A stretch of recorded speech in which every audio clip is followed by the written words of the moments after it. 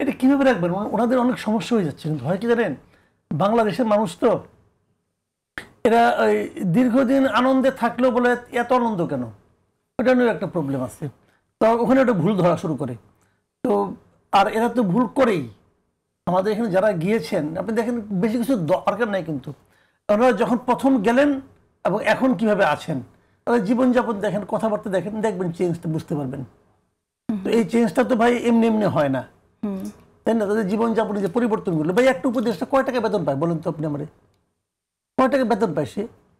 সে বেতন ভাতা সুযোগ সুবিধা মিলে 2 লাখ টাকা পায় না। তাহলে তার জীবনযাপনে চেঞ্জ আসে না? কোথা থেকে আসে? টাকা তো আর আসমানি উপায় আসে না। সেটা তো আমরা বুঝি, আমরা এই দেশে বাস করি। তো কাজে এই বিতর্কগুলো উঠতে থাকবে। দেখেন প্রত্যেকটা পলিটিক্যাল পার্টি, যে একটি পলিটিক্যাল পার্টি বিএনপি কয়েকজন উপদেষ্টার ব্যাপারে তাদের রিজার্ভেশন জানিয়েছে।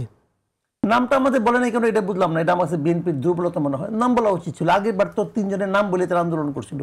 এখন ওই 3 জন আরো আসতে যোগ হয়ে যায় না। নাহিদ ইসলাম উনি স্পষ্ট বলেছেন, বেশ কয়েকজন মানে আপনার উপদেষ্টা ওনার আন্দোলনের সঙ্গে তারা বিশ্বাসঘাতকতা করছে এটাও বলছেন, এবং নানা রকম অপকর্ম করছেন, এবং তারা এখন সেফ এক্সিট খুঁজতেছেন বলছেন। জামাতও একই কথা বলছে। আবার ধরেন জামাতের মধ্যে আবার এক কাঠি সরে, সে আবার এক ধাপ এগিয়ে যে বলছে যে আমলাতন্ত্রের মধ্যেও মানে দলীয়করণ হয়েছে। কিছুদিন আগে শুনলাম মাহফুজ আলম বলতেছিল যে দায়িত্ব নেওয়ার পর, সরকার দায়িত্ব নেওয়ার পরে প্রথম কয়েকদিন তো বিএনপি আর জামাত হামলায় পড়ছে যে কোন জায়গায় কার লোক বসাবে, এবং তারা বসানো হয়ে গেছে। তারপর তারা একটু শান্তি পাইছে। আবার তারপরে আবার এটা চেঞ্জ করছে। তার মানে কি দাঁড়াচ্ছে? সামনে নির্বাচনের কথা মাথায় রাখেন।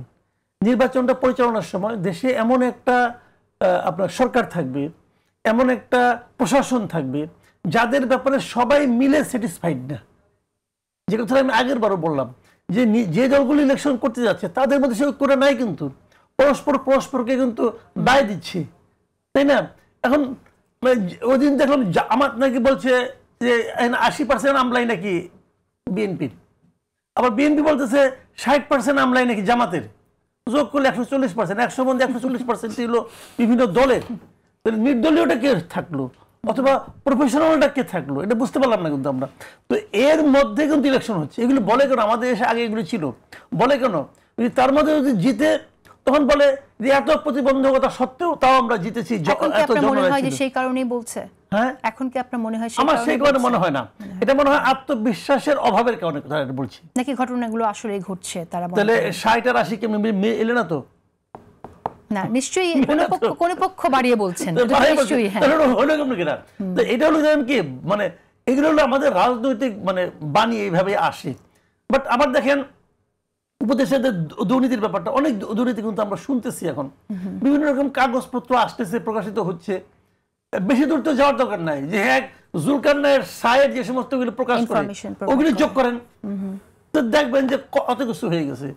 কালকে দেখলাম যে আমাদের প্রেস সেক্রেটারি সাহেব উনি নানাভাবে ব্যাখ্যা করতেছেন যে ওনার ভাই কেন যোগ্য ছিলেন ওখানকার এই প্রশাসন, নারায়ণগঞ্জে প্রশাসক হওয়ার জন্য। ওনার ভাই ফার্স্ট ক্লাস ফার্স্ট হয়েছেন, ওনার ভাই অস্ট্রেলিয়া থেকে পিএইচডি করেছেন। তো ফার্স্ট ক্লাস ফার্স্ট অনেকে হয়, পিএইচডি অনেকেই করে, কিন্তু উনি ব্যাখ্যাগুলি দিচ্ছেন।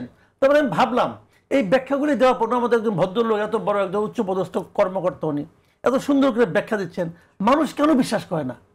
মানুষ কি বিশ্বাস করতেছে না তোরে ভাই?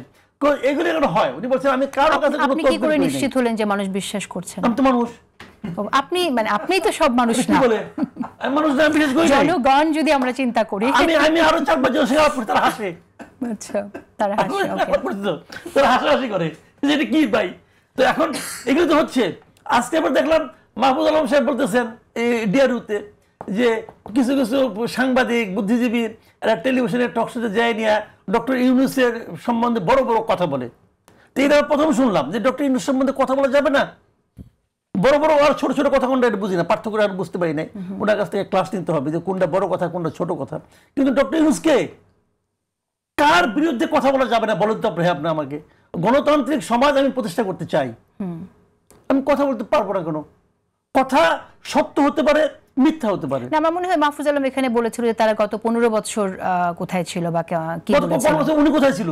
আমাদের যে জ্ঞান দিতে আসছে গত 15 বছর উনি কোথায় ছিল এটা বলুক না আগে। 15 বছর তার সে তো অন্তত কথা বলতো না, সে তো সাংবাদিকতা করেনি, সাংবাদিকদের কথা বলে নাই। আমি তো কথা বলছি, আমি আপনি গত 15 বছরের কয়টা ভিডিও চান যে আমি কথা বলছি সরকারের বিরুদ্ধে, কথা বলছি শেখ হাসিনার বিরুদ্ধে, কথা বলছি আমি?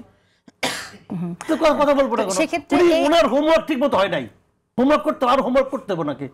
ওকে, ঠিক আছে, আমরা সে বিষয়ে কথা বলবো, কিন্তু যে সমালোচনাগুলো এখন অনেকে করছেন আমার মনে হয় যে সে এই লাইনটুকু জোট করা উচিত কিনা, যে অ্যাটলিস্ট তারা যে নির্ভয়ে কথাগুলো বলতে পারছেন সেটুকু অন্তত মনে হয় সেই ক্রেডিটটুকু দেওয়া উচিত কিনা।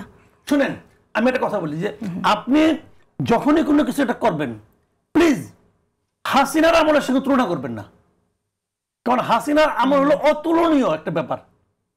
ওটার সঙ্গে যে যাই করবে ওটা হচ্ছে বেটার হবে। তো ওটার সঙ্গে তুলনা করতে যান কেন?